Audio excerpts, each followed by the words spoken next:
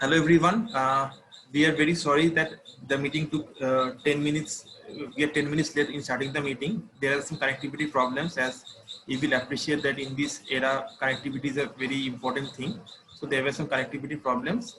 We still have Dr. Shangamitra Ghosh to join us because she is unable to connect till now.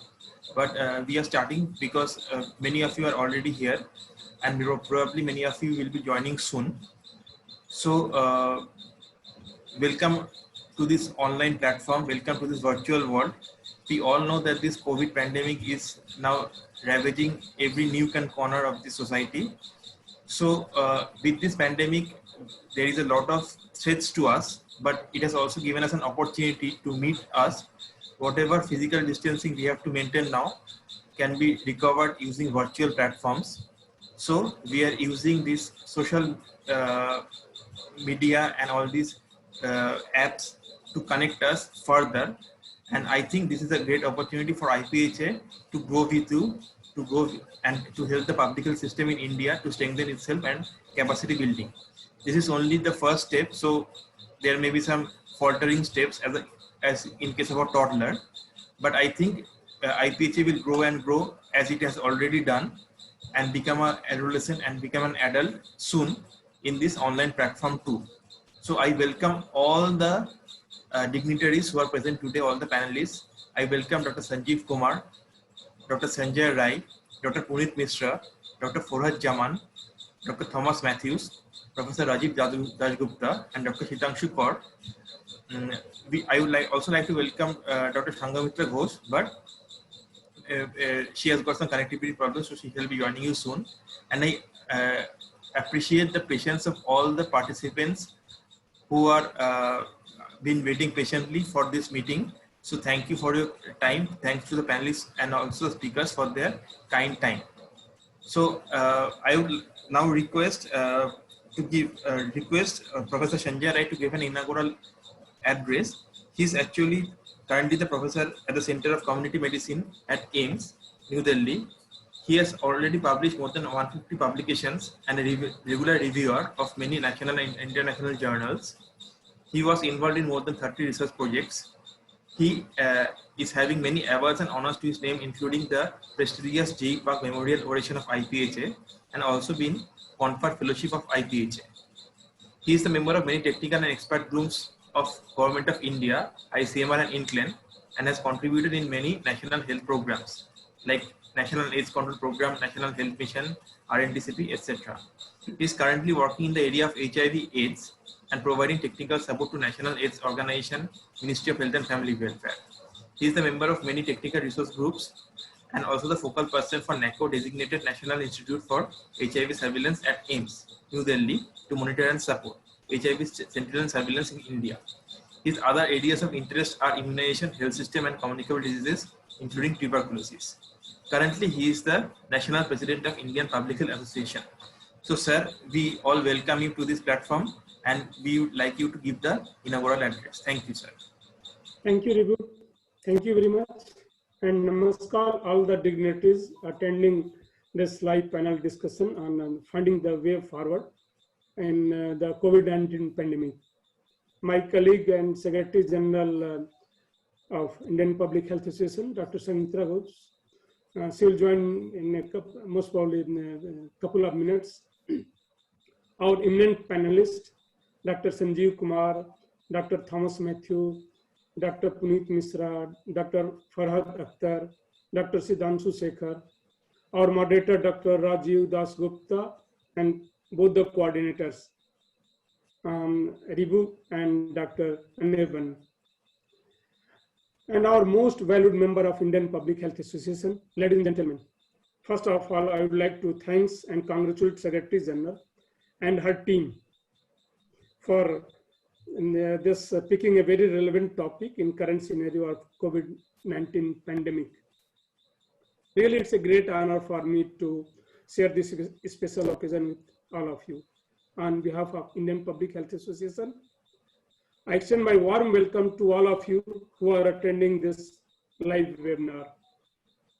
We all know the mission of our association, that is Indian Public Health Association, is to protect and promote the health of the people of India by facilitating the exchange of information, experience and research, and advocating the policies, program, and practices that improve public health.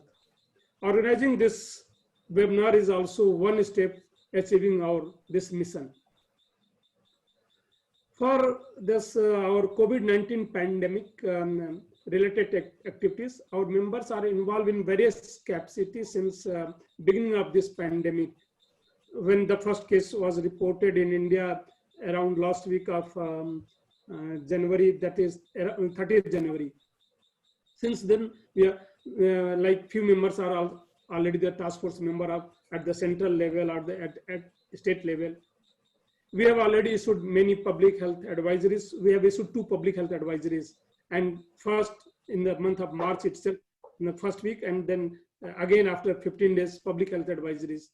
Then we also issued our statement, joint statement, along with our other association. First statement jointly with IAPSM, and the second statement with IAPSM, IPHA, and then IA also joined this. Indian Epidemiological Association also joined this statement. So we have a policy issue. We submitted all these statement to Government of India, to our Honorable Health Minister, to our Honorable Prime Minister, Niti Aayog, DG ICMR, Health Secretary. And you all must be aware, this got news heading in many print and electronic media. More than 30 headings were used by various media organizations, including your Gulf News and New York Times. Friends, our aim was not to get media coverage, but to advise government, to support government for this control measures of this pandemic by involving our own fraternity, that is public health fraternity. So if you go through our statement, both first and second, our first demand was to involve all the public health fraternity in this pandemic of this nature. So our members, our country needs to stand unitedly for this fight against COVID-19. This is the time to show our usefulness to assist the Government of India and also to state government for containment measures of the current pandemic. We are also planning to issue our 3rd version of a statement based on new knowledge. Every hour we are generating new knowledge for this. This is a completely new virus. So we want opinion from all our members for the next 3rd version. With these words, once again, I welcome you to this live webinar on COVID-19. All the panelists are eminent public health experts, and I hope that you will enjoy this special moment of academic fest. I hope this live webinar would also provide some input for our next version, that is 3rd joint statement. Thank you very much. Thank you all, and Jai Hind.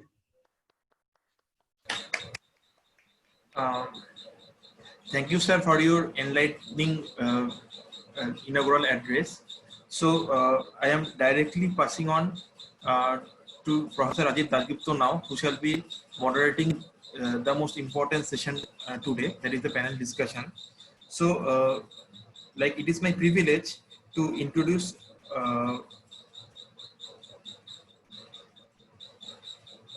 Professor Dasgupta to you. Okay. So he is the Professor of Community Health at the Jawaharlal Nehru University, New Delhi. Earlier, he was the Epidemiology Division, Municipal Corporation of Delhi from 1993 to 2003.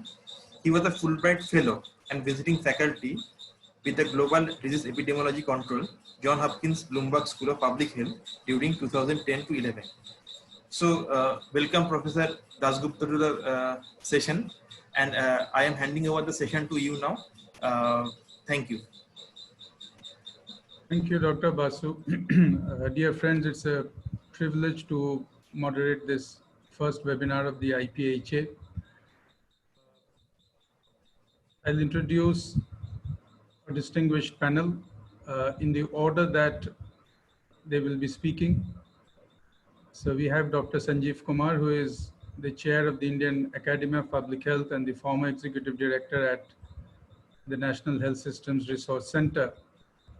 His passion for leadership in health is well known, in particular leadership capacity building.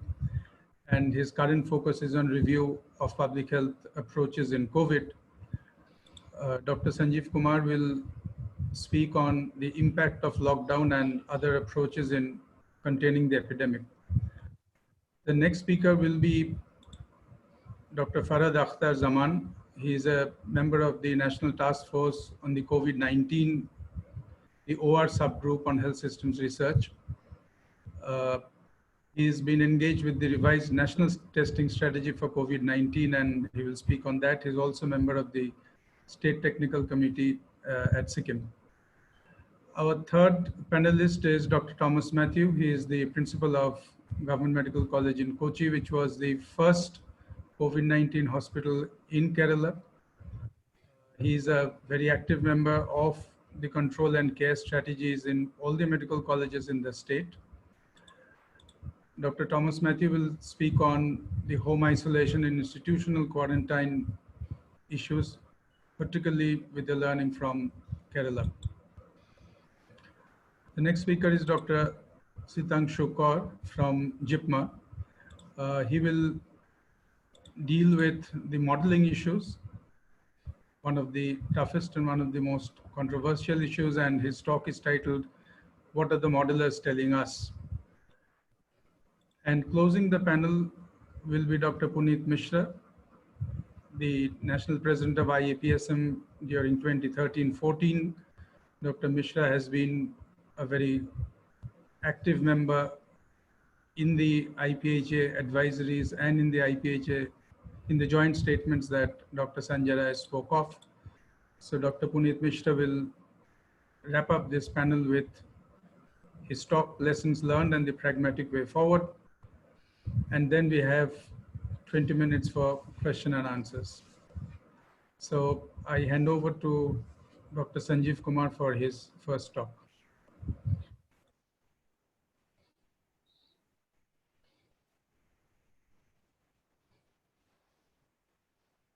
Thank you. Thank you, Dr. Rajiv. Can you hear me? Yes, sir. Please go ahead. Okay.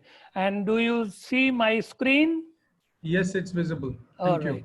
you. Sir, Thanks. I would request you to put it on the show. Yeah, that's fine. Yeah, Thank you. Right. Thanks, Dr. Rajiv. Good evening, all participants. It's a pleasure to be part of the first webinar of Indian Public Health Association. I will be briefly touching on 4 areas. One is, what are the strategies? Let's not look at lockdown as an umbrella and panacea strategy. All other strategies have to be part of it.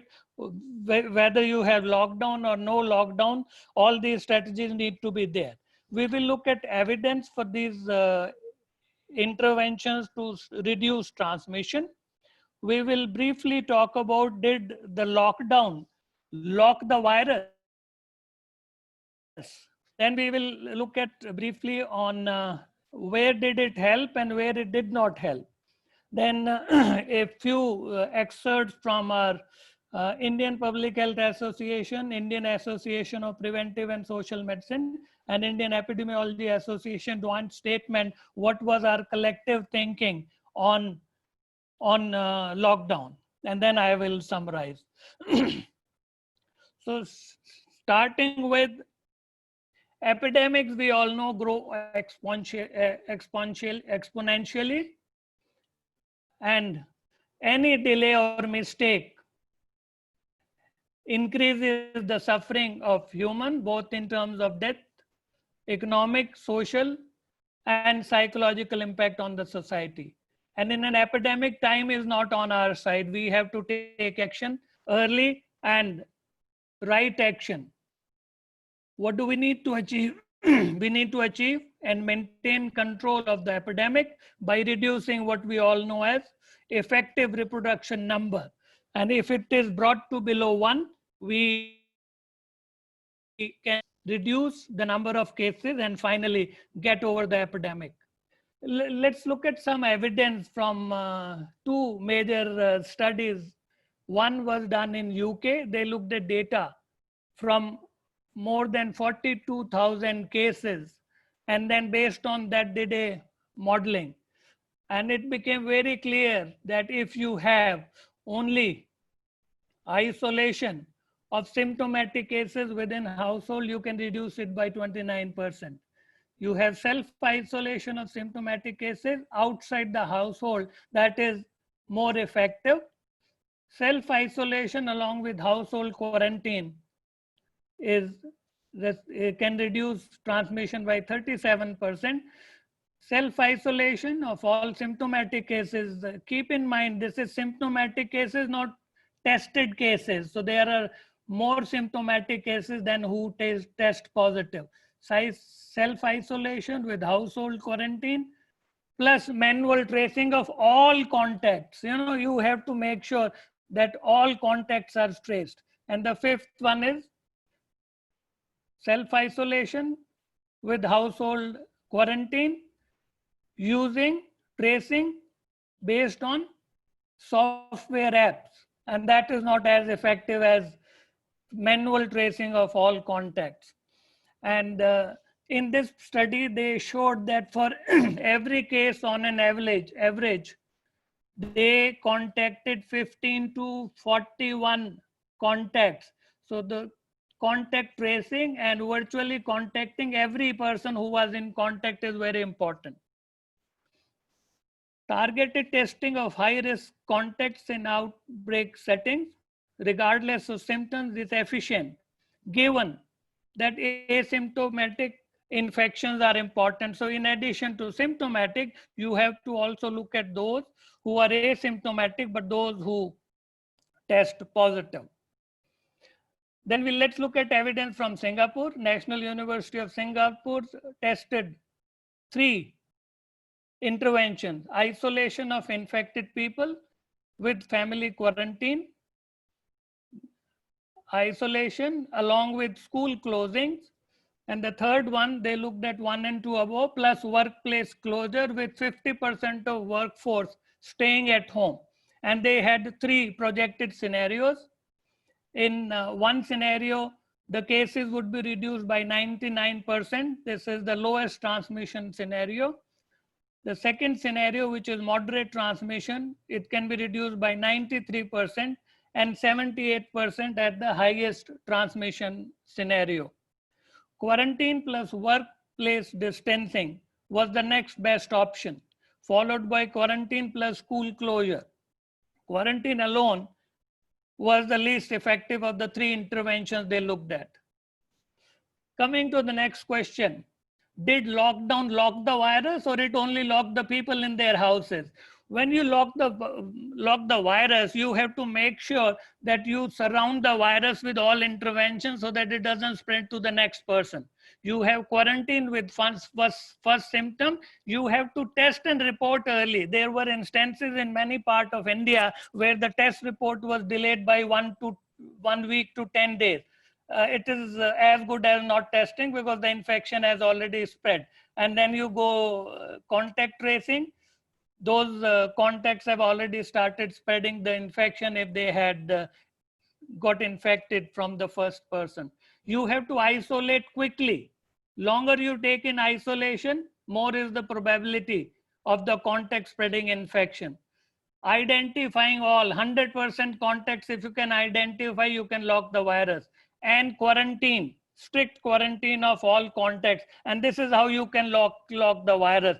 By doing lockdown, it is not necessary that you will be locking the virus unless you have all these transmission containing interventions in place. So lockdown or no lockdown, all these public health interventions are very important in stopping the transmission.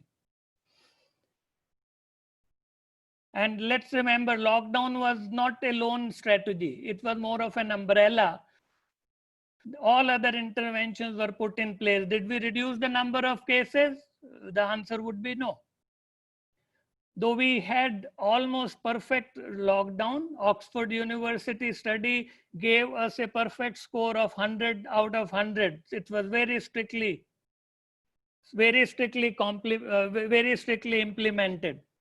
But what happened to COVID cases? There were 606 cases on March 25th when the lockdown was imposed, and we have close to 400,000 cases today when we are in unlock 1 or lockdown 5, whatever you want to call it. How did lockdown help or not help?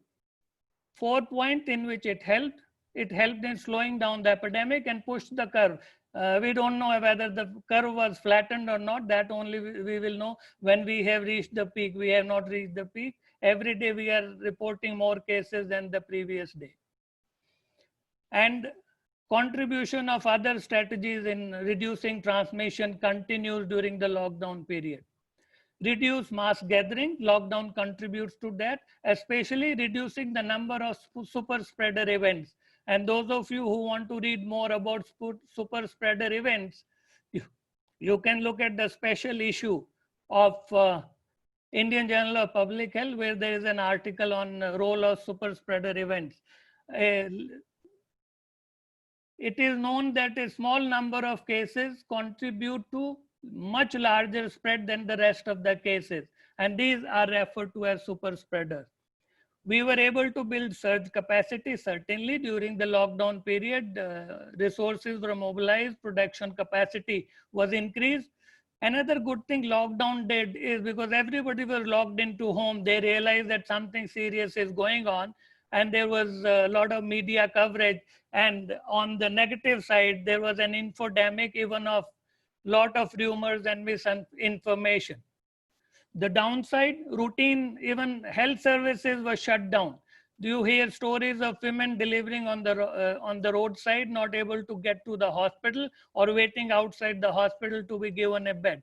Similarly, other cases, non-communicable disease and other emergencies were not given due attention. Around 114 million, around 12 crore people lost their jobs.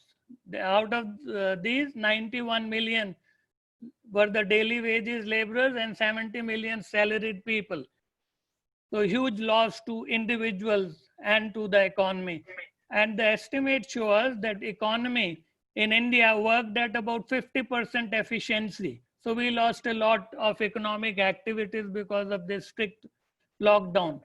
And then when they permitted migrants to go back to their places, they took infection with them to low prevalence area. And most of these migrants were in big cities where the infection spread very fast. Had they gone back home in the initial stages, when the lockdown was planned, they wouldn't have taken infection with them. One particular study I came across in Bihar on 19th of May, they found about 8% of those who were tested, the migrants were found positive. We need to look at saving lives, which was the slogan in the lockdown. And then they said saving lives and saving livelihood both. I think it should be right from the beginning. You have to save lives and livelihoods as well. Many countries had successfully contained spread with no or limited restriction. It includes Taiwan, Singapore, Japan, South Korea, and many other countries. So it is not that lockdown is a must if you want to contain the infection. From our joint statement, lockdown needs to be reviewed and replaced with cluster-specified restrictions, which government is doing now. Based on epidemiological assessment, reasonable criteria and milestones for control of current phase of the pandemic in our country. Taking into account waves of cases is possible. There is no conceivable scenario of elimination in the immediate or the short run. We have to probably think of how do you live with virus. You cannot have lockdown permanently imposed. You have to sometime or the other look at restrictions which are based on epidemiological situation to contain the spread. To summarize, countrywide lockdown has helped in delaying the surge in cases, but it has come at a price. It may be replaced with geographical containment in high prevalence areas as shown in many other countries. epidemic containment interventions such as identification of cases, testing, treating, screening of all contacts, personal protection, hand washing, hand sanitization, mask, physical distancing, and early reporting of symptoms are important containment strategies. In the lockdown or outside the lockdown, these are the backbone and have to be given higher attention than they are receiving now. Thank you. Thank you very much, sir. That's a very succinct overview of the non-pharmacological interventions. We move on to the next speaker, Dr. Zaman. His talk is titled Serosurveillance Studies, a Critical Interpretation. Dr. Zaman. Greetings from Sikkim, the state with one of the lowest number of cases of corona. Just a month back, we had 0 incidents, and now it's almost 70. So as Dr. Rajiv, our moderator, has already told that I'm going to discuss a bit regarding the national serosurveillance, whose partial result was published just a few days back. And there are many discussions regarding that surveillance. So before interpreting the results, what exactly it means, how can we conclude the result, let me first come to the methodology part, because that's also very important and has got an implication how we conclude the result, how we interpret the result. So in the methodology part, let me first tell that this is not one-time affair, this national serosurveillance. It's a repeated cross-sectional investigation which will be done in the same geographic area, not necessarily the same individual, to establish a trend in the evolving pandemic. So we are expecting more of these national surveillance with the same methodology in the same area in the coming weeks and months, so that we get a trend of the evolving pandemic. It's not a one-time thing. The first one was conducted in the month of May, and let me remind you all that it was done with IgG rapid antibody kit that is indigenously developed by NIV Pune. And please remember that the appearance of IgG antibody, it happens about 14 days after the initial infection. So the results that we are getting today, that I'll discuss later, about 0.73%, is of not of the prevalence of today. It will be based of last week of April or the first week of May, because if we take into consideration those 14 days when the infection might have started and we got the IgG after 14 days. And please remember that in the mid-April, the total cases in India were 10,000 and about 400 deaths. And in May first week, it was about 35,000 cases. And as my previous speaker, Sanjeev sir, has already mentioned, as of today, by tomorrow morning, we might have crossed 0.4 million or 4 lakh cases. So regarding the methodology, my big question is regarding the sample size. If you see the sample size, they have taken an allowable error of 40%. Mind, allowable error of 40%. And with that allowable error, they have got a total sample size of 24,000 pan-India. That was the calculated minimum sample size, 24,000. But the actual, including the 10 cities that they have taken 60 districts. They have categorized the whole of India into 4 strata based on cases per million. And they have divided all the 739 districts into those 4 strata. And they have taken 15 districts from each of the strata, total 60 districts out of 739. So total sample size, it came out to be about 24,000. Now, suppose if they would have taken the allowable error as instead of 40%, if they would have taken the 10%, then what would have been the total sample size? So if they would have taken a 10% allowable error, the total sample size would have been 3,82,000. So that is my first big query regarding the sample size in a country of 135 crore. Taking a sample of 24,000 with the allowable error of 40%, it's just questionable. And the second thing is that can we analyze at the subnational level? Because the sample was taken directly from the 729 districts randomly, and the states were not taken into consideration while taking those districts. So what happened? Out of 28 states and 8 union territories, total 36 states and UTs, only 21 states got represented, because the states, it was not stratified into states. What I suggested, it should have been like this: in the state, they could have categorized the same way, the 4 category cases per million. Then they could have taken one district from each of the category per state, so the all over India, all the states and UTs gets represented. So in that way, now 60 states and 140 states would have come. Maximum 140 districts would have been represented. And this data that is coming up, it's good. It's good. The country is being represented, but if we want to analyze it at the subnational level, at the state level, then we cannot. We cannot do so, because the states were not taking into consideration. Directly random sampling was done from the district.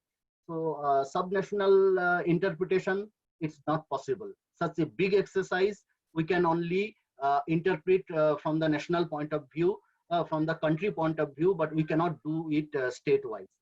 Now, the second thing is that, as I have already stated, that the study was done in the month of May. So what results we got today, that is 0.73 prevalence as per the IgG serosurveillance. This prevalence reflects the status at best first week of May or the last week of April, when the total cases were in between 10,000 to 35,000. Suppose today we do this surveillance when the cases is nearing 4 lakhs, then what would have been the results? So that is one big question. And another big question is that based on this 0.73% prevalence, there was an interpretation that there is no community transmission. So we all debated regarding whether community transmission, it's a big thing. It's a big proclamation. It's a big denial, I would like to say. It's a big denial to say that there is no community transmission because 0.73 prevalence is there. Now, I would like to know, is there any numerical equivalence to interpret community transmission? I mean, it should be more than 1%, it should be more than 5%, it should be more than 10%, something like that.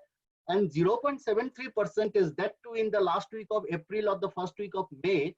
It accounts to absolute number to about 1 crore. 1 crore people who were otherwise symptomless. They were not having symptoms. That's why they have not gone for the RT-PCR. So they were found to be positive as per the antibody is concerned. So they were symptomless. 1 crore people were symptomless, and many of them could not be. I mean, they cannot be traced back or contacted. So when there is no epidemiological link, we cannot link it to any positive cases or history of travel. So such a person, we say that it's not local transmission, it's a community transmission. And when you are getting about lakhs and lakhs of such cases all over the country, how I do not understand how can one deny community transmission. Let it be at the national level. Let it be at the national level only. As I have already told that from these surveillance, it's not possible to analyze at the subnational level. So from this 0.73%, for the purpose, for the sake of debate, if I say that okay, 0.73 means no community transmission, but there is no logic for that. So for the sake of debate, I admit that okay, the prevalence is very less, so community transmission might not be to that extent. But can we analyze at the subnational level, at the state level, at the district level, at the level of those cities and areas which are under containment zone? So can we deny community transmission right away like that from the national picture of 0.73%? Is that true? Which was collected in the month of May, interpreting the prevalence at the time of last week of April and first week of May. So definitely not. I don't think so. So I think denial of community transmission is not going to help. In fact, if there is community transmission, as is evident from those data that are of that we got as it exists today, it will help the people in adopting responsible behavior. When people or common people like us, people come to know that yes, there might be people who are symptomless, but they might be actually positive for COVID-19. So I should take care of myself. I should adopt universal mask, hand washing, social distancing, physical distancing, no social mixing, all those that we have been talking about. Those will have an the enhanced effect when it is made public that yes, there is community transmission, and we do not know that the person who is sitting next to me, whether he might be symptomless but might be having the virus, might be having the infection. So I should take care. So it is rather counterproductive. I mean, not exactly counterproductive. It is beneficial so far as the taking personal measures is concerned. So I would like to end my talk just with the hope that Government of India in its May 38, it has advised to all the states and union territories in India to conduct a state sero surveillance using the same kit, IgG kit, indigenously developed in India. So in this state sero surveillance, there will be a representation of the district and at the sub-district level. And with all the data, if compiled together, we will get also a national data. We'll also get a national data which will have more representation of the states, sub-state, sub-district level. And this actually will have more relevance rather than the national 0.73% or some other percentage that is going to come up. Because so far as the implementation, so far as the strategy of controlling the infection by containment and all other strategies concerned, it is more apt at the local level rather than at the national level. So I'm looking forward towards this state sero surveillance data. But very unfortunately, as per information which I have received, very few state has started to work on this state sero surveillance. Very few state has started work. Most of the states, they have not even started the field survey. So I don't know whether it will be any meaningful so far as the national perspective is concerned. But at least the state, we can get some data regarding those states and also their district level or the sub-district level. So that is all about what I feel is the national sero surveillance and all the state sero surveillance at present. So the debate of whether community transmission is there or not, it is, I think it is evident. Thank you, Dr. Saman. Thank you very much for that very intricate description of the complexities of serological testing. You have also been in dialogue with the ICMR groups, and we shall continue to hear from you. We welcome Dr. Sanghamitra Ghosh, the Secretary General of the IPHA, and we request her to address the members, the participants of this webinar. Dr. Ghosh, please, and then we shall resume the panel. Good evening. I'm very sorry. There was a technical glitch and I could not join. So very good evening to all of you. Indian Public Health Association welcomes all the esteemed panelists and all participants to this virtual knowledge sharing. And this is the first time we are arranging this webinar. So Indian public health community have an obligation to respond to the current corona crisis. As the world confronts this coronavirus, the sharing of science, especially the latest public health science, becomes ever more important, and the webinar is the event to do it. So a dedicated COVID-19 public health webinar is very essential, which is covering the latest on the efficacy of policy measures, impact on health systems. The esteemed panelists will discuss on various aspects of COVID-19 pandemic, starting from impact of lockdown to serosurveillance, just now he has discussed. So studies of the theory of the modelers also. So I hope all the participants will take an active part in this and in this panel discussion will bring a useful message to the policymakers and to the public health specialists. So thank you all, and thank you, Rajiv. Thank you, everybody.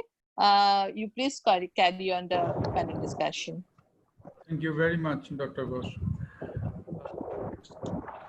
Dr. Sanjeev Kumar, in his overview, gave us very interesting statistics of how home isolation and institutional quarantine works, or at least the UK experience of it. The next talk is from Dr. Thomas Matthews on these issues, and I'm sure he will illustrate it from the Kerala experience. Dr. Thomas Matthews. Thank you, Rajiv. Good evening, madam. Good evening, everyone. I'm so privileged to be part of this webinar where a lot of insights are already on. And coming to my topic of home isolation and institutional quarantine, it's all evident. Dr. Satish Kumar has already given in his presentation how isolation and quarantine, all of them will work together or in isolation. From the Kerala experience, I would like to tell you one thing, that we had a real tough or a very strict home isolation and quarantine policies, which has helped us to break the chain of transmission. We are all aware that we have to break the chain of transmission, and also the major three strategies that we have been making use of: the social distancing, use of medical masks, and use of soaps and sanitizers. All these involve and that requires human participation and lot of health education. Similarly, and in addition to the educational component, enforcement of laws and also environmental modification were brought into action by lockdown, and also various rules and regulations and advisories which were created or which were enforced by the government.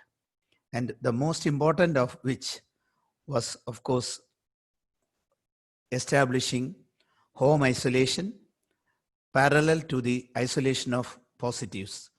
Because by March last, and also all through the lockdown, Kerala could bring down the number of cases to maybe from a 200 mark to 28. But as it stands now after the lockdown was released, and now we have about 2,912 confirmed cases, and we have about 1,914 hospitalizations as on today.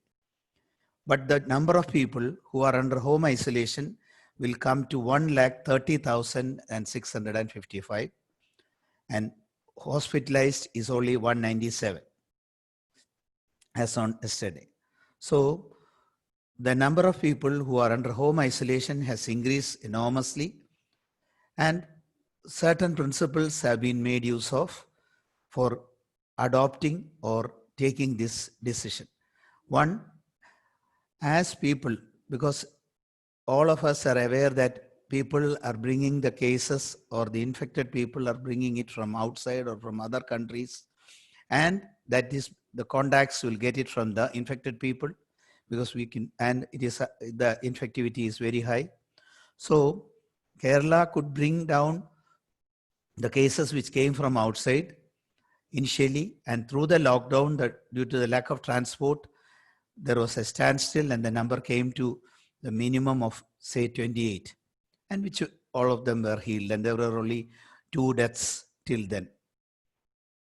And after May 7th, through the lockdown, flights started coming from outside.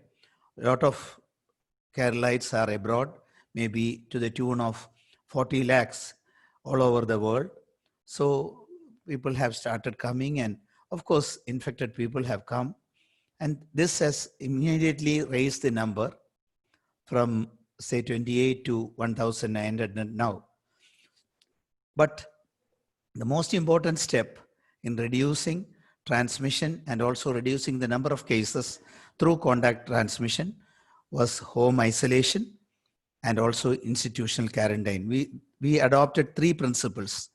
One is absolute isolation of all suspected cases in institutions. In COVID hospitals, we had rooms with bath-attached rooms, single rooms where people were given separate rooms and they were subjected to absolute quarantine. And once they were confirmed, of course, they were in the hospital till they turned negative. The discussion regarding tests were done just previously. We are still sticking to the RT-PCR for conformity, and we were sticking to the dictum of 2 negative tests consecutively once they are in the hospital to discharge them. That was one, that is positive cases in the hospital. We are resorting to absolute quarantine or isolation. And regarding people who came from outside or who were suspects, we had 2 methods. One is institutional quarantine, the other is the home quarantine or home isolation. We have arranged institutions, hotels with bath-attached rooms, other motels and other halls with those who have rooms. They were all taken up by the government, by the district administration, and they were all given to people who were suspected, who were coming from outside. We have, as per the ICMR and Government of India norms, they had to be in quarantine for 14 days. And following which, they will be, if there is any symptom, they will be immediately shifted to the COVID hospital. Otherwise, they will go back to their homes after completion of the successful completion of their quarantine. Regarding home quarantine, if there are no symptoms, because the numbers started increasing much more than we could accommodate them in institutions, home quarantine and later room quarantine was advised, where our visitors as well as members who come from outside the state or outside the country, they were asked to be in quarantine at their homes in bath-attached rooms where they will be self-sufficient, and a caregiver was identified he or she will give the food or attend to the needs if only needed, with full protection using medical masks, gloves, and of course then resorting to all the sanitizers and soap cleaning and social distancing.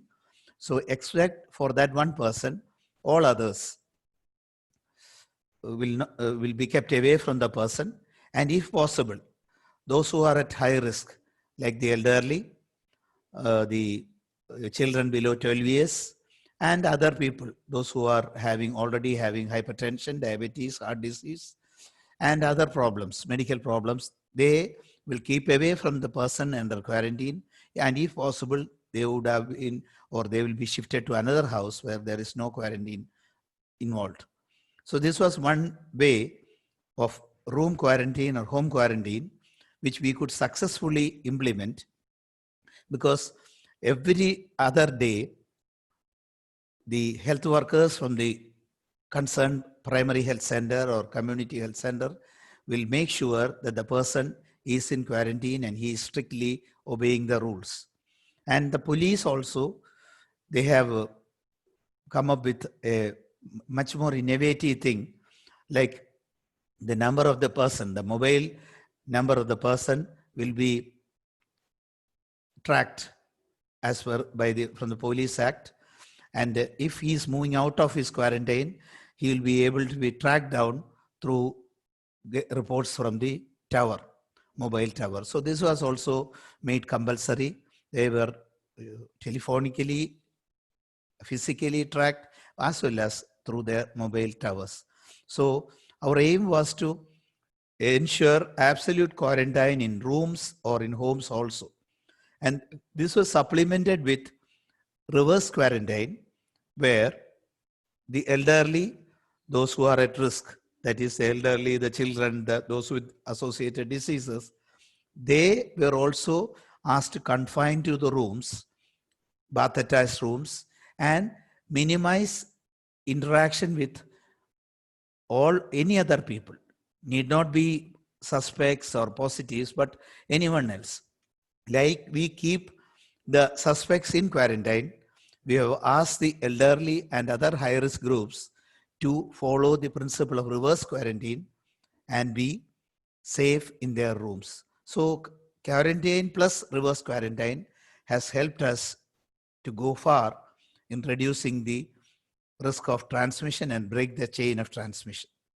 And this is being followed up. And in case the people in quarantine have any complaints like fever, cough, or breathlessness, they will be tracked, immediately attended to. They will be taken to the COVID hospitals. And in fact, most of the cases which come and get admitted in COVID hospitals now are they who are in quarantine and who are being referred from local hospitals and taken to the COVID hospitals by 108 ambulances. To sum up, we had a very good experience with the home quarantine and isolation, and we strongly, the state feels that we were able to bring down the infection rate as well as the number of cases by strictly adhering to the principles of quarantine in spite of people movement and the release of the lockdown. That's all, Dr. Rajeev.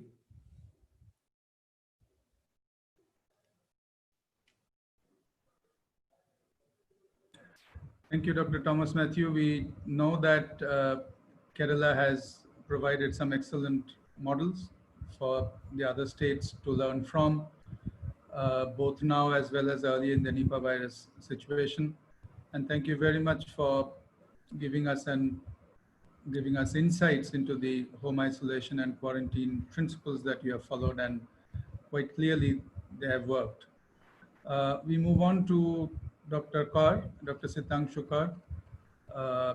The modeling is some of the most contentious aspects of this pandemic, both globally as well as how to apply it in national contexts. There are no clear answers, as we know. In fact, the Indian Journal of Medical Research in its most recent editorial says that, it says in so many words that all the models have failed us, or that no model can really be applied in total. Anyway, so Dr. Kaur very kindly agreed to take up this onerous task of sharing with us how we make sense of modelers. Over to Sitangshu.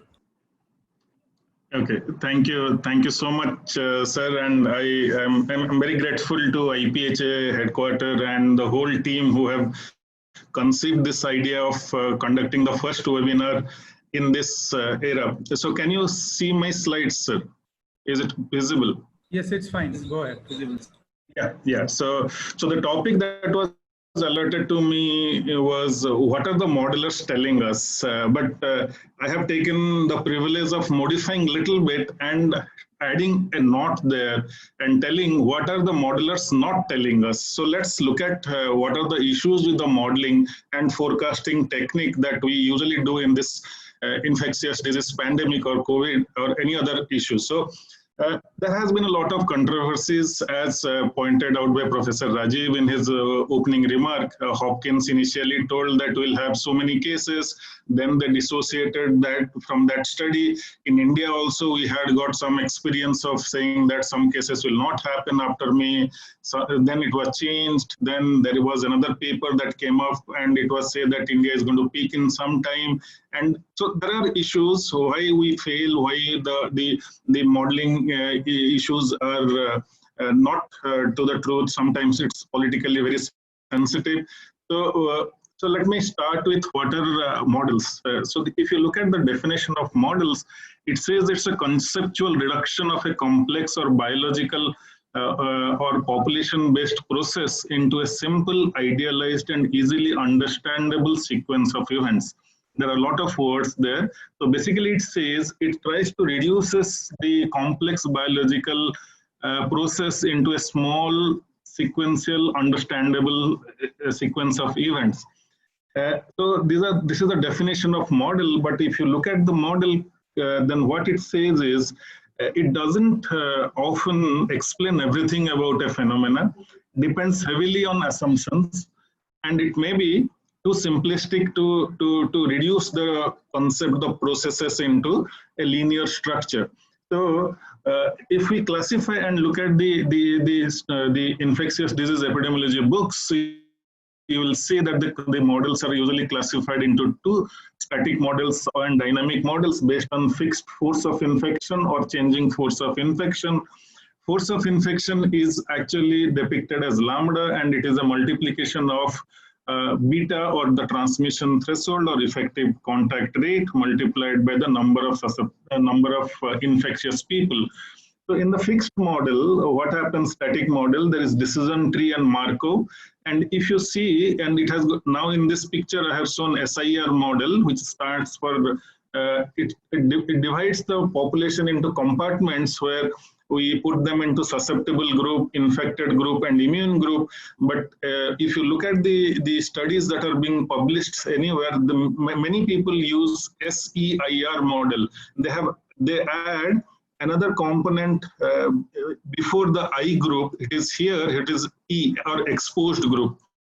The exposed group is added because the latent period and incubation period are different in this case. So that's how it is done. So the one section we have got fixed model, and the other part we have got dynamic model, where the force of infection keeps changing. So in the previous example, what we see is the force of infection is assumed to be constant in February, March, April, May, June, and so on. But in the dynamic model, this force of infection changes, and hence there is a lot of complexities involved. These models, individual models, are probably the best, but it is very difficult to do in a large scenario, because you have to track individuals and try to see their behavior over a period of time. Now, the other important thing, that a paper that I'm going to refer here is from NEJM. It says the title is wrong but useful. It's a beautiful paper, and people should refer to it because it classifies the models into two types, like forecasting model and mechanistic model. If you look at the forecasting model, it is usually statistical in nature. What does that mean? So you have data for February, you have data for February 1st week, 2nd week, 3rd week, 4th week, or March. Then based on that, you try to tell statistically that what is going to happen in end of March or April. So it is basically fitting a line to the data that we already have. But it doesn't consider the process that produces this. If there is something that comes before and try to changes in the behavior of people, it will not consider that, and it will go by the reported number of cases in the community. Usually they say it should be, forecasting model should be used for short duration prediction, like 1 week or 2 weeks, not beyond that. But in the mechanistic model, which is the typical, I have given an example of SEIR model, which and the other components can also be added to it, and it mimics the real life spread, and it simulates the future transmission scenarios. Hence, longer duration of prediction is possible in this case. So now coming to the question that what model accuracy is constrained by, or why modelers get it wrong sometimes. So if you look at the first point, this coronavirus or SARS-CoV-2 is the knowledge of regarding this virus is very limited as of now. Though there is every day things are changing, science is advancing, people are trying to do lab-based studies and trying to identify their duration of infectiousness and latent period. But as of now, we are little the information available in the literature is not that robust. The second one is parameter uncertainty. If you look at the parameters that we consider in these models, how many people are or have been infected, we have just heard in the seroprevalence study, what are the issues. So we do not know as of now that what proportion of people are infected. And the usual notion that we go with reported cases is equal to infected case is not the correct approach to my mind, because reported cases are never reflection of the infected cases in the community, because it depends upon the testing strategy. Whom do you test? If there is a case there, then what do you do is you test the high risk contacts in and around that particular person. So that is not the reflection of what is happening in the community. And suppose it also is time dependent. Suppose there are a lot of samples collected on Saturdays, sometimes because of weekends and other things, people are working 24 hours, but still it is usually pushed to the Mondays or something like that. So the numbers are not usually the reflection of infected case in the community. The third important point is, in all the models, what we assume is you assume certain period of immunity following an infection. Usually that is for 1 year or lifelong or homogeneous immunity. So what happens in this particular case of SARS-CoV-2 infection, we are not very sure about how long the immunity lasts following the infection, and we have very limited data about that particular thing. The third point that comes to discussion in this is the contact rate between the susceptible and infected or exposed group. In all models, it takes into consideration that this is a law of mass action, that means random or homogeneous mixing of people, but usually it is not so. So if you think about our setup, doctors usually mix with doctors or maximum with nurses during their workplace, and when they come back, they talk to people in their own the place where they reside. So this random mixing of people and everyone is at equal probability of meeting others is not the correct approach, because India has been very compartmentalized into urban and rural community. You see that people don't go beyond the housing societies and go and mix with others. So that's another issue that is to be considered while reading the models. So how did this contact rate has been identified? A lot of discussion has been happening about heterogeneity of this epidemic. That means here, if you look at measles is like, in a childhood, in less than 5 years, it behaves similarly. In SARS-CoV-2 infection, what is happening? It is as from the data that what we can see, the elderly are behaving differently, adults are slightly different, and children are different. So there is a lot of heterogeneity happening, and the basic reproduction number that is used for calculation of all the numbers that we get is an average number of the population level.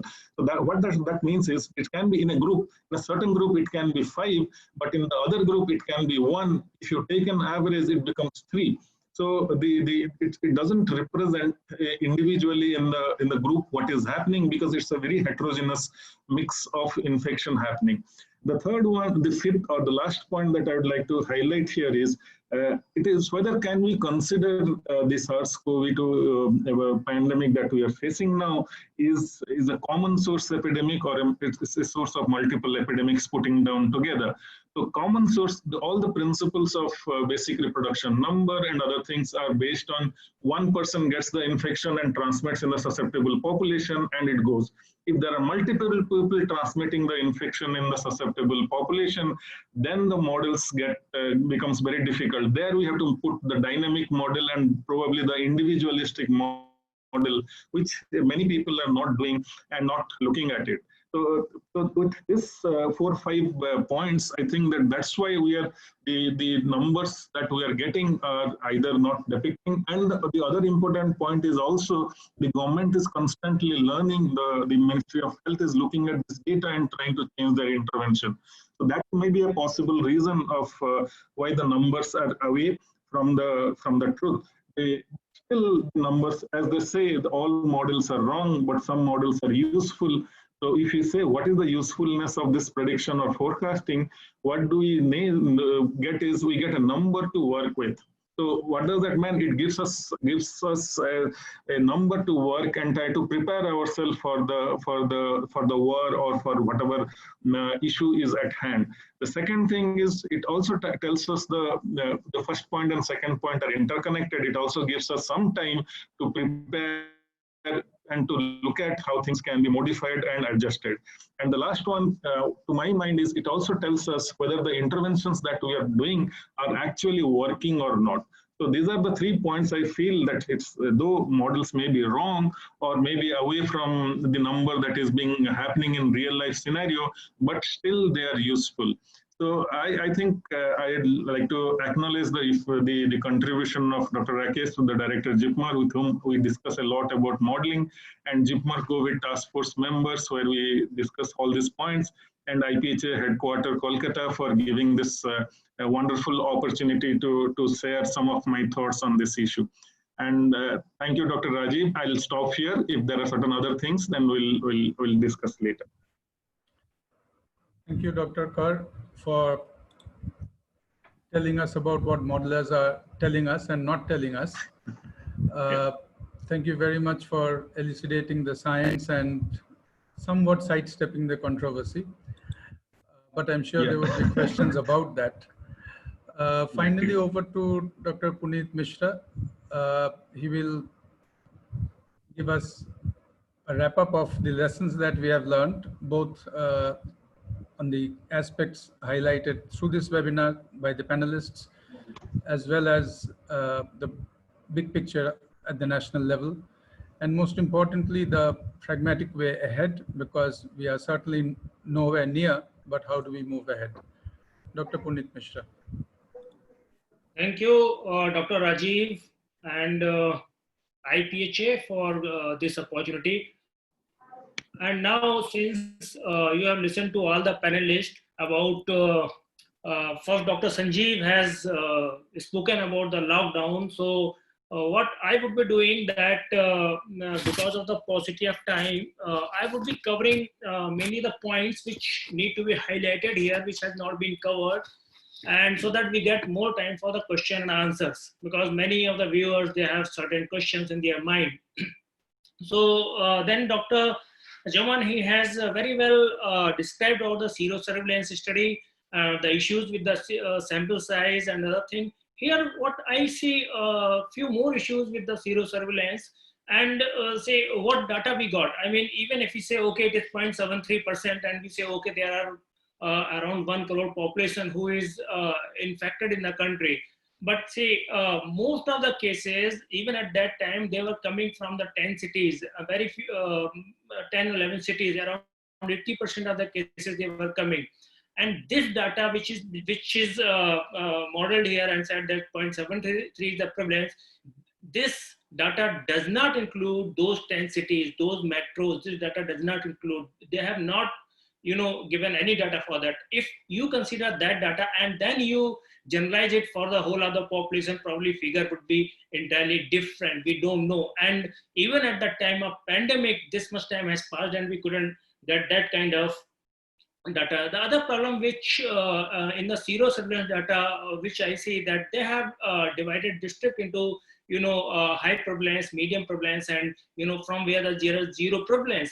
So even the district which has zero prevalence, even in the serosurveillance data, there were the infections. So, how much we can believe on this 0.73, don't know. I mean, only the limited data that's available. And as of today, we have more than 3.9 lakhs cases, 3.96 cases, so around 4 lakhs cases, around 13,000 deaths.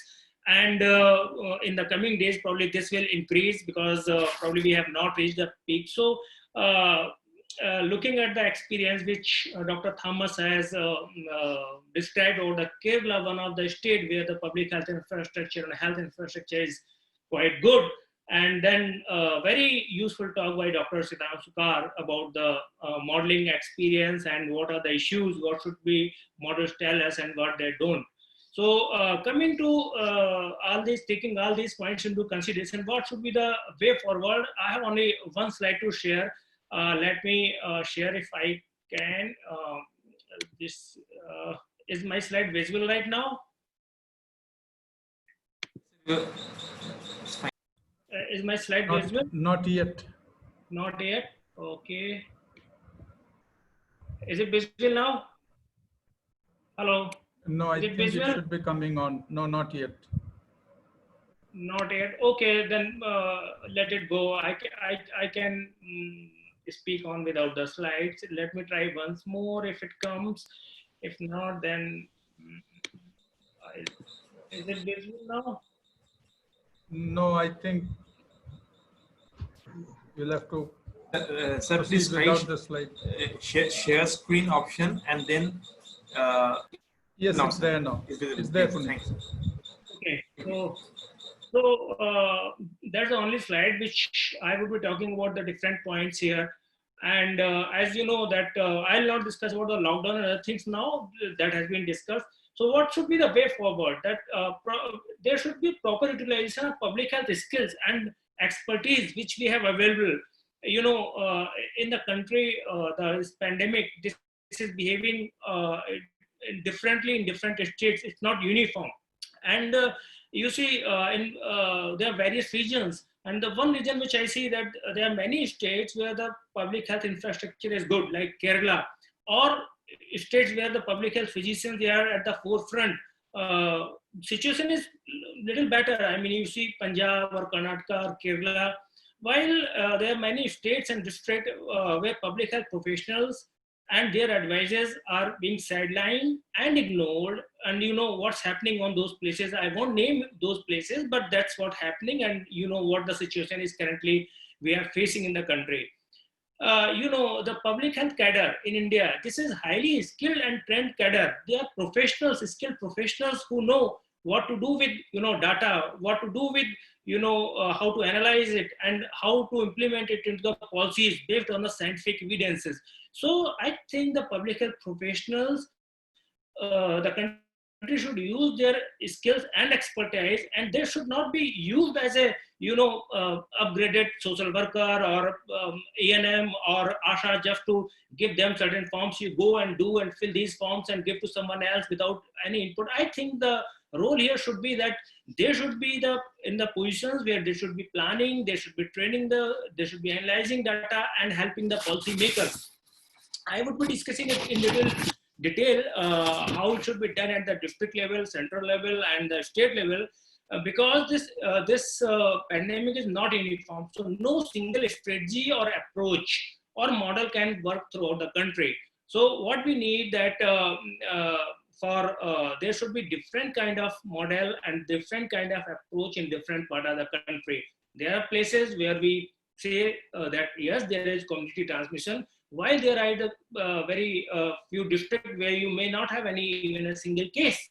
So the strategy should be different at the different places, and these public health professionals and the specialized agencies, they should be, you know, involved, and the research at the public health level at the national front and at other fronts should be encouraged in the transparent way that at a different stage. So with the overall supervision of state and then the center, from the team of public health experts, there should be local team at all the level of, you know, district and talukas in the country who would be helping the local administration in the policy making for that particular state, district, all the region based on the local data which is available in the best possible way. So I think the public health solution, one of the thing is that they should be there to control this thing and plan it in the scientific way.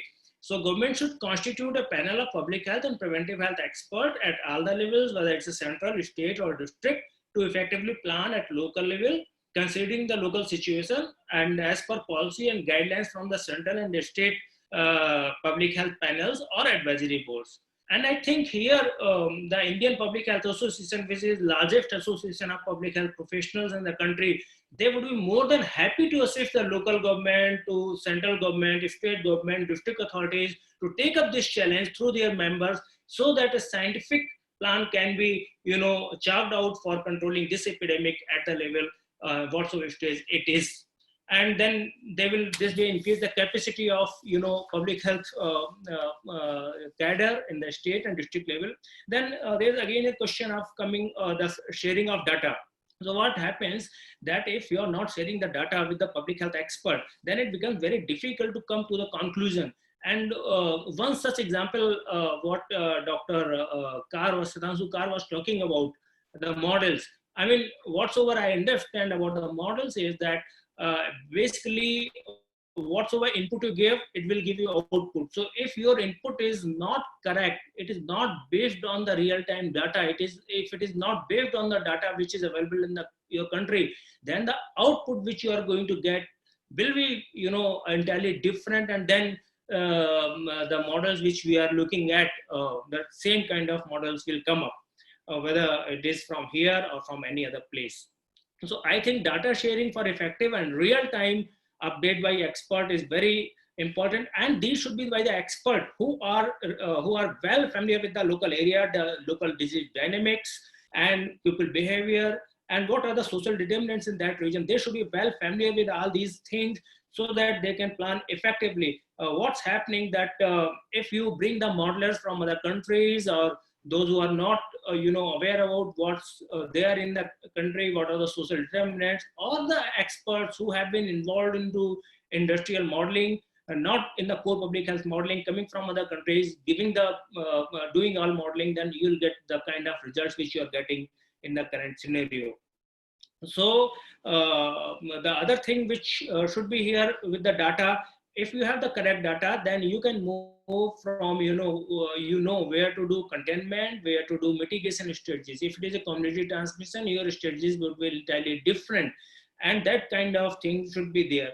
Other thing which I think is very important with the data is about the credibility of the institutions. What happens if you don't give the data and you quote, okay, this is happening or what happening, then it gives you bad name, whether it is in India or in the world. All of you know that recently there are 2 papers being retracted by the well-known journal, I mean Lancet and NEJM, just because the researchers, and those 2 or 3 people who put that kind of information on, they have been, I mean, the academic affiliations has been terminated from their respective organizations. So I think a lot of epidemiologists and public health professionals, they are seeking, like Dr. Zaman, he was talking about the sampling and 0.73 prevalence.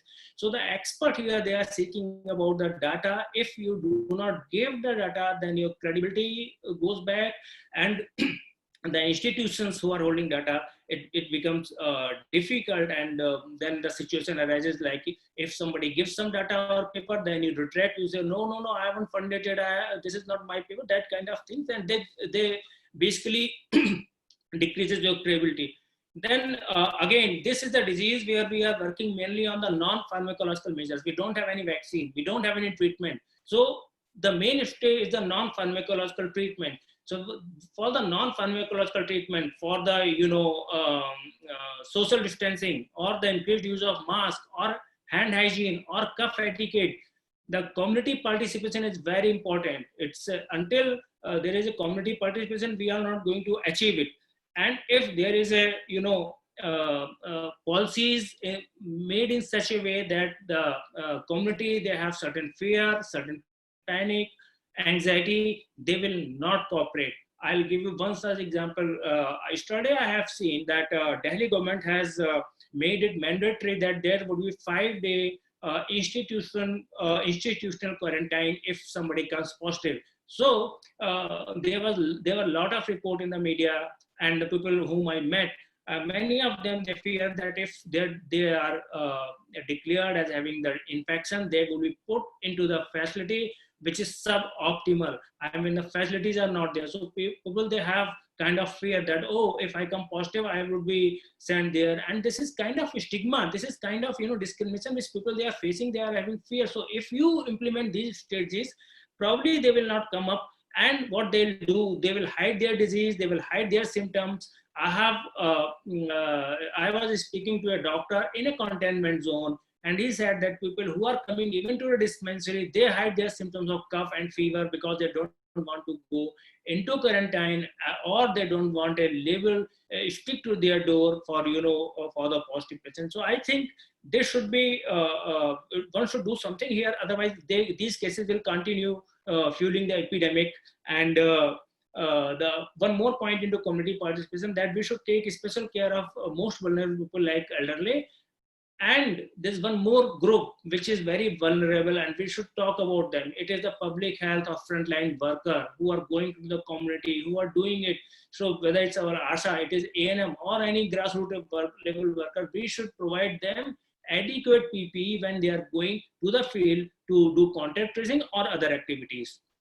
In the same line, there should be some kind of strategies for the communication, because whatsoever communication, if you see a lot of media, the way they present it is causing a lot of panic, a lot of anxiety, fear. If these kind of news and these kind of messages, and many times conflicting messages, they keep on going, then it will harm our effort to reduce, to limit the infection. Many times I have seen, I mean, who should be talking in the TV or in the media at this time for the masses? They should be the public health expert, because they know what to speak in the public, how to speak in the public, how to provide them health education, how to change their behavior. But if you see the number of experts who are coming, I mean, I won't name, they are an expert like that. I mean, big expert who say that, okay, BCG vaccine is for smallpox. Yes, BCG vaccine is for smallpox, and they are teaching the public. That kind of thing is happening. So I think the correct information should go to the public through the expert who are trained into that, whether it is electronic media, it is print media. There should not be any conflicting messages. There should be clear messages, so that it makes people aware, rather than making people more panic or confused. And the last thing, we are entering into a phase right now that if you see Delhi or Mumbai, whether government admit it or not, if it is a community transmission, or forget about community transmission, if we are getting lot of cases, then we will require hospitals where we can treat our patients, where can we admit them. And those who require, whether it is 2% or 5% or 10%, those who require the adequate hospital care, they should be taken to hospital. They should get the right care. What's happening, most of the people, they are not getting hospital beds anywhere in the cities like Delhi, which is a capital city of India. So you can very well assume what is the situation in many other parts of the country. So I think we require a good quality of care at the hospital for these patients. And the other thing is strategies that they keep on, they can shift based on the disease load. Some sort of mechanism should be developed in a metro cities like Delhi or Mumbai. The person, if he gets sick, because government says we have a lot of beds, if person gets sick, there should be centralized number for that particular district. Like in Delhi, we have 11 districts. So if a person in the South district gets sick, there should be a number, he or she should call a number. Okay, this is, I'm having this condition, I'm having breathlessness, what should I do? And from there, it should be, okay, this is the hospital, this is the bed number allotted for you, will remain valid for 4 hours. You go and get admitted, whether it's a private or government, whatsoever facility. So that kind of, I think, centralized system should be there, so that public, those who require treatment, they should get the prompt treatment and care to reduce the mortality. And the third thing is, few, I mean, 1, 2, or 3% people, they require intensive care, depending on the scenario. So this care should be provided by those who are really expert, because even if you purchase ventilators. It's not that easy. I mean, what kind of oxygen, at what level, what flow you have to give, that is important, because now we know that many of the deaths, they have occurred because they were put on the ventilators. And if you are not in the right hand, if the people who are not that is skilled in running those sophisticated machines, then probably we'll have increased death rate.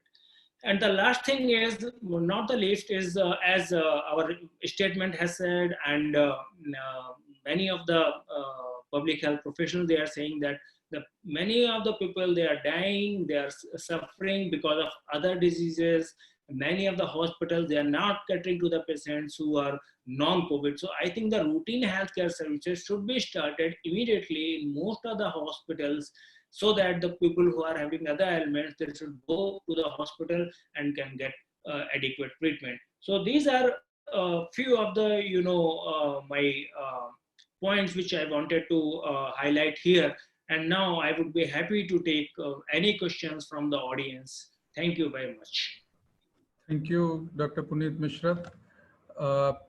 We once again apologize to the participants for starting a little later than what was planned and announced. Nevertheless, we have about 20 minutes for questions and answers. A lot of questions have come in. I would really request the panelists to answer the questions as briefly as possible, because we want to accommodate a much larger number of as many questions as possible. And I shall call upon the respective panelists to answer this, but I repeat, the questions are being selected given that there's a pretty large number, including some which were emailed earlier. Very briefly to Dr. Thomas Matthew, you spoke of a very wide range of measures in Kerala, and many of the panelists have raised the issue of community participation and adherence, particularly with respect to isolation and quarantine. So how did you actually ensure adherence, or what did you do to make adherence possible, Dr. Matthew? Three things were done. Am I audible now? Yes, you are. Okay. So three things we did. One was advising them as soon as we met them, rather in the airport or wherever they are, they will be sent to room quarantine. If they don't have a facility in their residence where they can have a bath attached room, then they were provided with institutional quarantine, where we will send them to a place where they can stay. Without that, the objective was absolute quarantine, and so we didn't want them to mingle with others. And we ensured that a caregiver will be there who will be giving them with all strict precautions, and also a person, the health worker, a volunteer who will be making sure that the quarantine was being followed strictly. And in addition, the police had the tracking system also. These were the things which we made use of. And if somebody has escaped from the quarantine, in fact, within 24 hours, we brought them back. That was the way we did. And regarding health workers, there were questions regarding health workers being given quarantine. Two things were done. The WHO as well as ICMR latest guidelines, which were published on 18, that tells us clearly that if only there's a breach of PPE or personal protection, then you need to go for a quarantine, or you have to be quarantined. Otherwise, that means you're properly protected with PPE and all other measures, then you need not be quarantined. But high-risk cases where there is a breach of PPE, there will be a quarantine for 7 days, following which they have to be tested, and then this will be extended to 14 days because there have been questions coming that how can we reduce the incubation period is 14 days, but the quarantine has now been, as per the latest direction, it is only 7 days. So this is how it is given there. And moreover, due to shortage of manpower, now if the person is properly protected, we will limit the days off after the duty to 7 days. Thank you. Two questions for Dr. Kaur. The first question is that given that there are multiple waves, and in fact, Kerala is probably in the second wave or is facing the second wave, uh, how do we identify these waves? That's one question. And the second question is, at what intervals should mechanistic models be reviewed, Dr. Kar?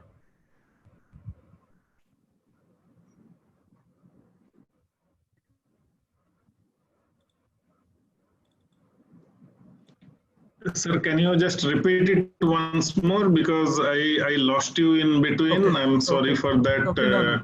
I'll repeat it. technical So, glitch. no problem. So the first question is that at what intervals should mechanistic models be reviewed? And the second question is that given that COVID has multiple waves, how will these waves be separately identified?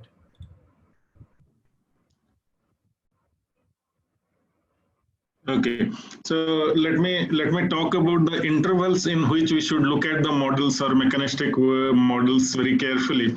There is no definite answer for this as and when the data comes because it is all event dependent issues. Suppose there is one large outbreak that has come up, there are multiple numbers. So in the literature, I didn't get any reference of intervals in which you should look at the models, but probably every 3 to 4 weeks we should revisit our models and try to look at whether you are on the right track or the parameters we are going to talk is okay or not. I think that should be a reasonable one. Can you hear me, sir? Yes, please go on. Second thing is, how do we identify waves? That will come in the presentation. I mentioned that reported cases are not equal to the infection rate in the community. So the better way of tracking would be the hospitalization and mortality statistics because of COVID. Though there are issues in mortality statistics as well, but that is a little better way of looking at the data and try to get a reasonable number of the total number of infection 4 weeks or 3 weeks back in the time frame.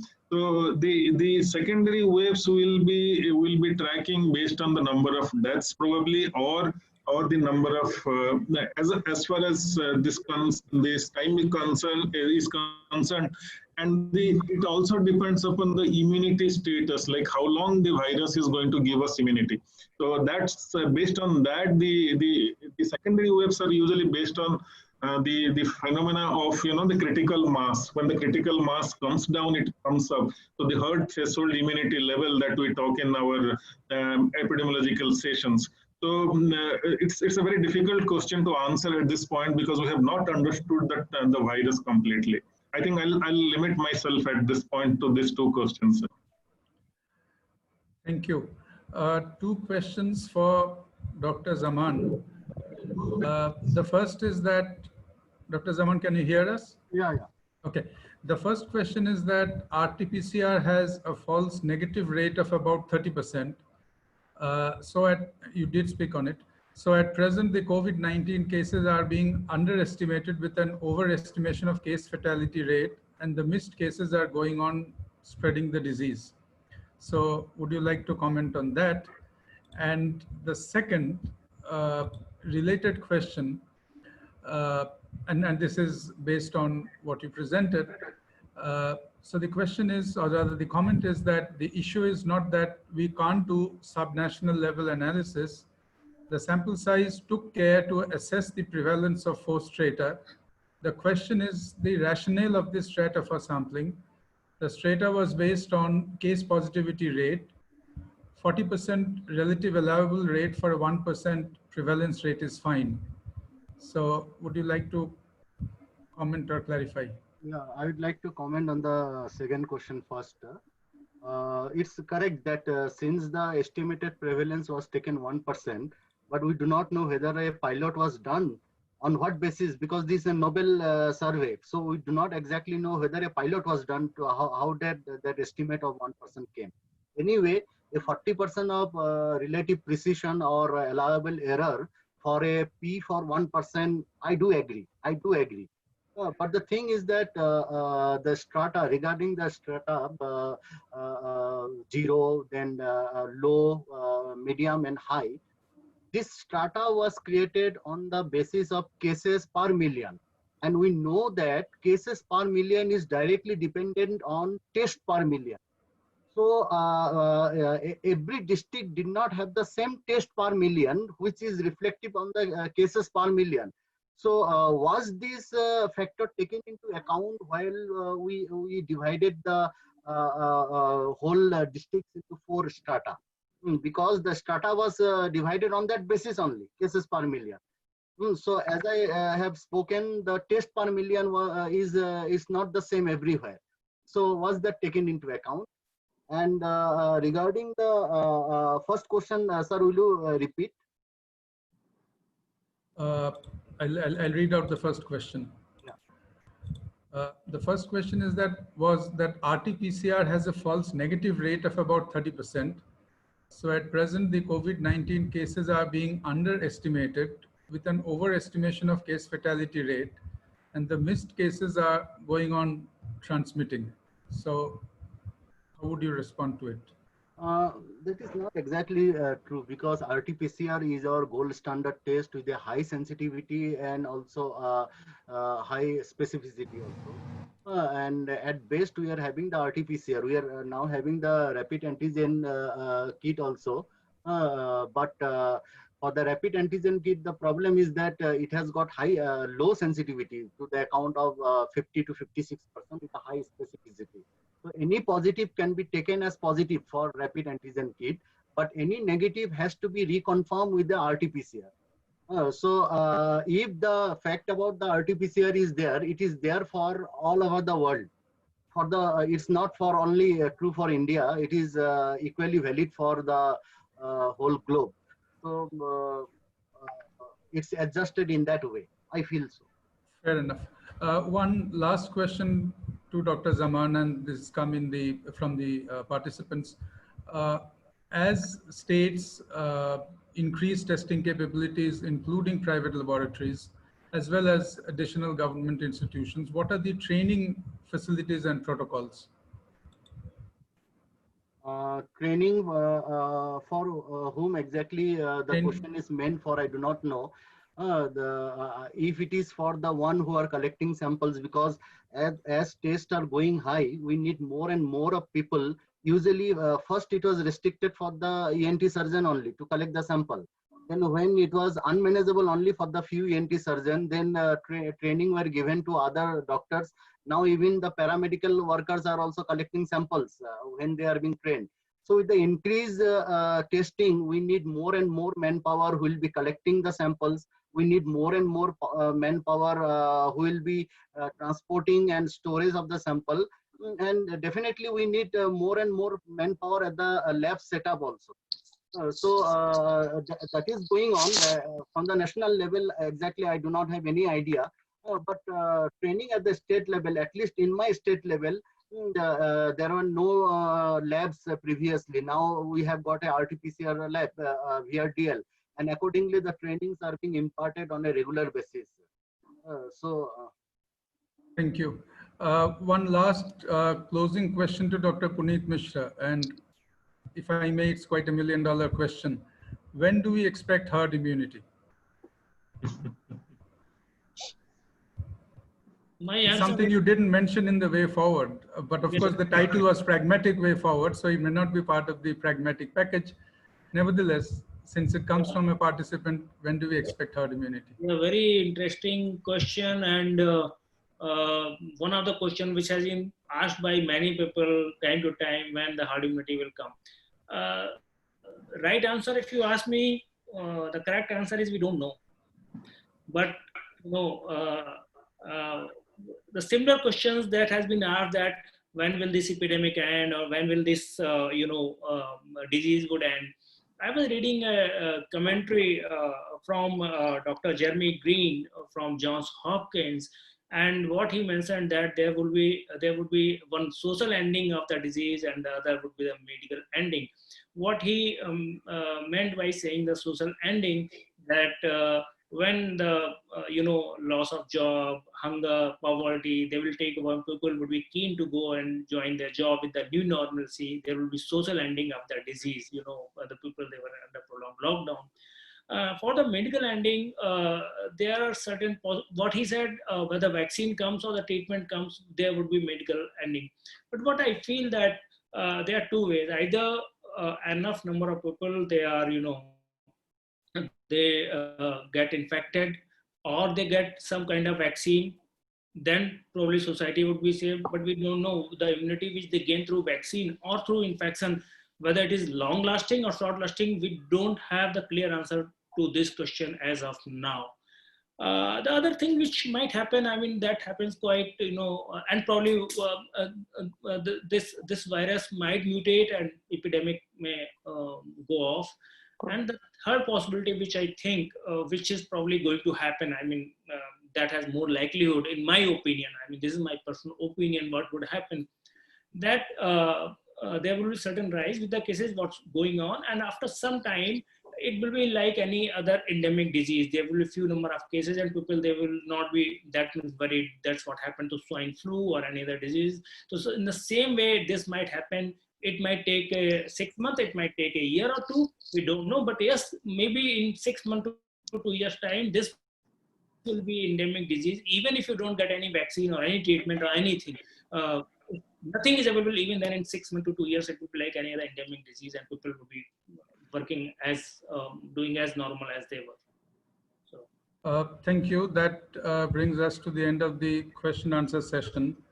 According to the agenda, I'm supposed to wrap it up for 5 minutes. I would rather take 2 or 3 minutes and leave you with a thought. I take you back to the major conclusion from the 9/11 Commission report of the 9/11 unfortunate episode. So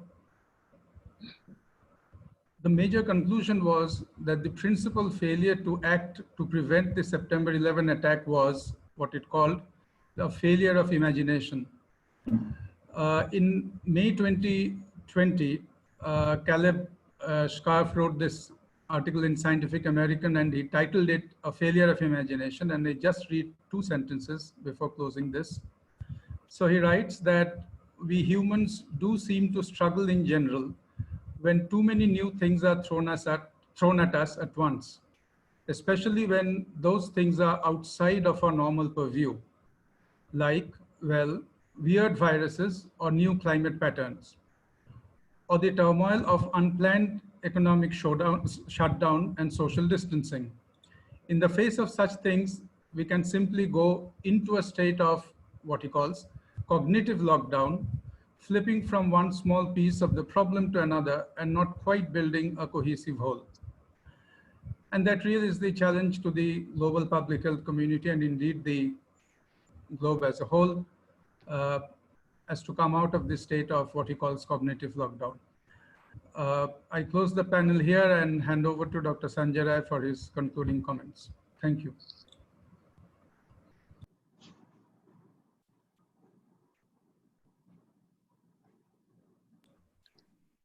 You have to unmute. Sir, please unmute. Unmute. Unmute. Sanjay, unmute your. Okay, sorry. Thank you, Dr. Rajiv. And first of all, I would like to thank our panelists for excellent talk on various aspects of COVID-19. All questions were really very good and they replied very well. I will take only 2 to 3 minutes, not more than that.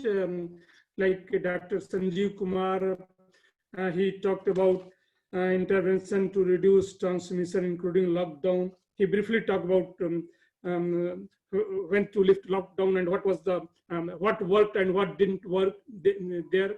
But for lockdown, see what we found that there was lack of clear-cut objective about this lockdown. Anything if you want to do, the government want to do, or anybody for containment measures, there should be a clear-cut objective. The lockdown should be the last resort for any control measures this time. And it is an extreme measure, no doubt it's an extreme measure, and if everything fails, we could use this, but should not be the first option. This was the overall feeling. Even though if you are in the various phase of lockdown, there should be some exit plan, which we found that was lacking, completely lacking about the exit plan of this lockdown. At least that was not disclosed to our public health fraternity. Then Dr. Farad Zaman, he talked about the national zero surveillance issue. He talked about 0.73% community transmission. And that means if you convert to overall 137 crore population in India, that would be equivalent to around more than 1 crore positivity. That means, and that time the total number were around 35,000 in this country for that reference period. That means for 99.6% we didn't detect infection. We detected only 35,000 infection, and still we are saying that there is no community transmission. Okay, fine. For 99, so he discussed about this. Then, and the third speaker, Dr. Thomas Matthew, Kerala experience he discussed, and that was definitely a success story. Then Dr. Sitanshu Sekhar, what are the modeling telling us and not telling us. So he also discussed about the forecasting model and this mechanistic model. The fact is, none of the model, at least in our country, is working. Some model, like Dr. Puneet said, suggested that this pandemic will end on 16th of May. By 16th of May, through this lockdown approach, we'll reach 0 case. So some model a few weeks ago, we found that one publication that by November, this epidemic will be over in India. So there are various models. Lastly, Dr. Puneet, the fifth speaker, he talked about proper utilization of public health skill and expertise, involvement of public health at all levels. And all these are also recommendation of our policy. And for our third policy statement, we want opinion from all the members. He also talked about the credibility of the various institutions. Like he mentioned that all the existing public health institutions like ICMR or this NCDC, they should respect each other domain, and they should not encourage others domain. And like NCDC, what we feel that government is not using properly their skill. Their main responsibility is to do surveillance, etc. But most probably they are not. So all public health fraternity are not. Government is not using properly. This was overall the conclusion of this. So in conclusion, I will say that at this stage, when entire population is susceptible, until an effective treatment and a vaccine are found, we have to learn to live with this virus. Could be for many years, as Dr. Puneet said, 6 months to 2 years. So could be even more than 2 years. But there are few basic principles we have to follow in our day-to-day life, like the wearing of mask at all the time, and then maintaining some social distancing. So this should be in our routine habit. We have already requested government to involve our public health fraternity for control of this current pandemic.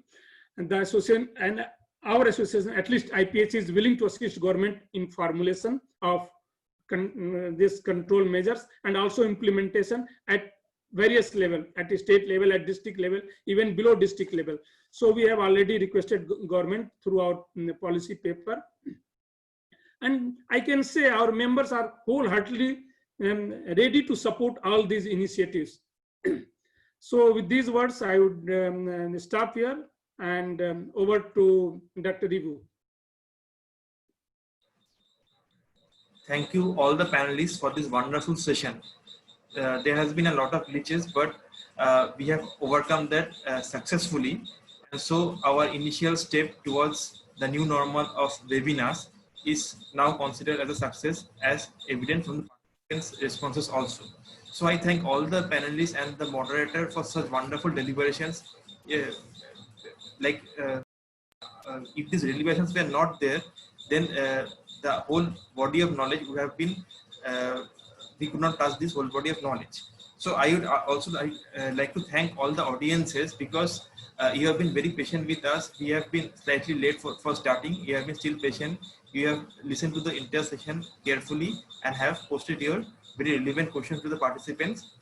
We could not answer all the questions, but we shall be posting them to the moderators and also the panelists, so that if they get time, they can answer those questions. But we rest assured, this shall be a part of a long battle for as advisory from IPHA to the government, so that we all work together for a better tomorrow. I would also like to thank ClearNet and their wonderful team, because we have been bothering them throughout and they have been very patient in answering all our queries, and also to the media partners who are involved in this, because it is through the media we shall be reaching the general audience, which is one of the primary goals of IPHA.